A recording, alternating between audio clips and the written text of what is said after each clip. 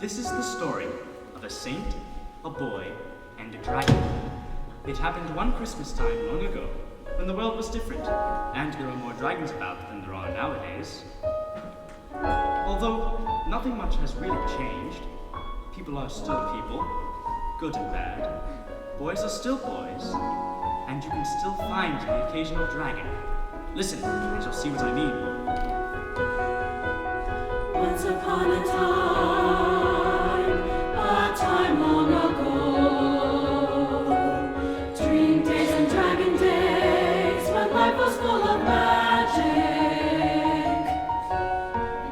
There lived a shepherd and his son all alone.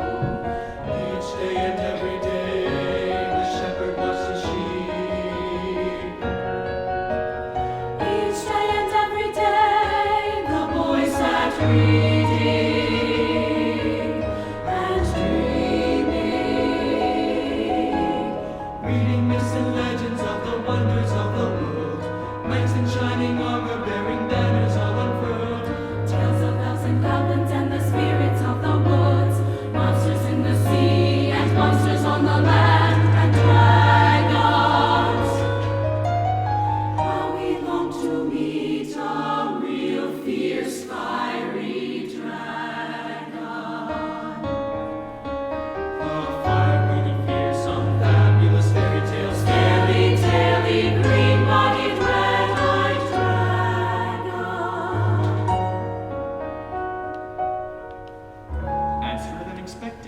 His chance came.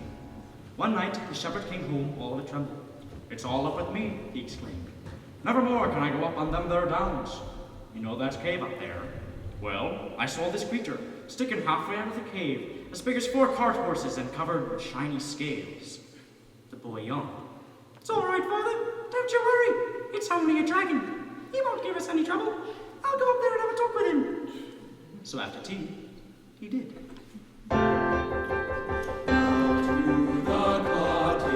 And slip across the yard went the boy with his head full of dragons breathing hard. Up along the village street and down beyond the inn. At last his chance had come for real adventure to begin. Up across the hillside, up crisp and frosty white.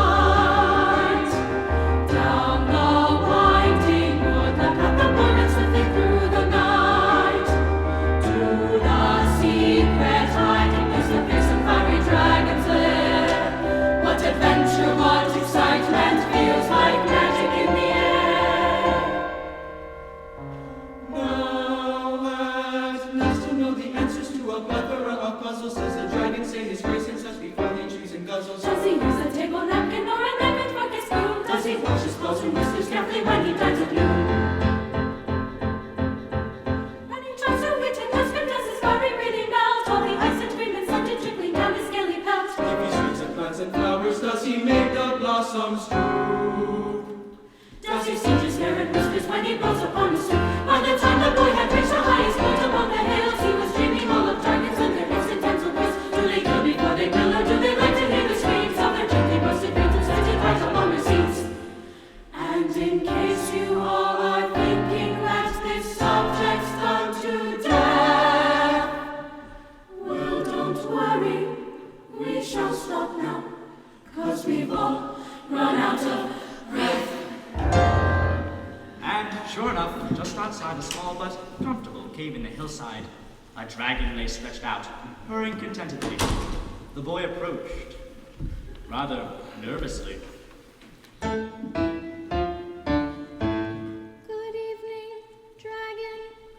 Good evening, good evening, good evening. Can you think of a rhyme for moon? How about June? Splendid, splendid, splendid. I've tried baboon, pontoon, and macaroon, but they all lack something. I'm a poet, you see. Would you like to hear one of my early efforts? Half little dragon through your little baby nostrils. Have my little scary one and light Papa's cigar. Snort, little fellow, with your little baby dragon snout, blowing steamy bubbles through your honey in the jar. What do you think? Well, yes. Mind you, I also cultivate a more contemporary style. Here's a passage from my 3 quintets. Seething pitch and betting slips coagulate the battleships. But hark, what do I hear in the distance? We want the dragon's dragon to chop his head off. We want the dragon's striking hard to sprout. We got St. George and his horse and sword and buckle up. When St. George is done with him, he won't be worth a groat. We want the dragon, he's been plundering and pillaging. We want the dragon, he's been scorching all the crops. St. George's wife, the perisher, the awful scary ravisher. St. George's swoosh his great big sword and thump him round the chops. Oh, how uncouth, how vulgar, how unutterably awful. And it doesn't even rhyme. But who is this? St. George at your service, the hour of reckoning has come, sir. Nevermore shall you wreak your terror upon these poor simple folk. What weapons do you choose? Weapons, dear fellow, none, dear boy. Can't fight, won't fight. Anyway, why must I be defeated? Because it's in the story. I say, you boy, look here, old chap, you've got to do your stuff. It's not British, it's not pucker, just to sit there in a huff. So pull yourself together, man, and strike a stoic pose. I have read the army manual and I'll show you how it goes. Army manual, stoic poses, stuff and nonsense, don't you see?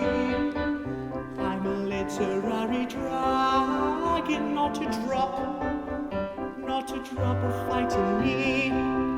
On my stomach drag is pantomime. I wouldn't hurt to fly if you're going to cut a breath. Then I'll just sit down here and cry. Stupid dragon, can't you think of what a noble sight there'd be? Nostrils flaring, scales are flashing, armor glinting, banners waving, don't you see?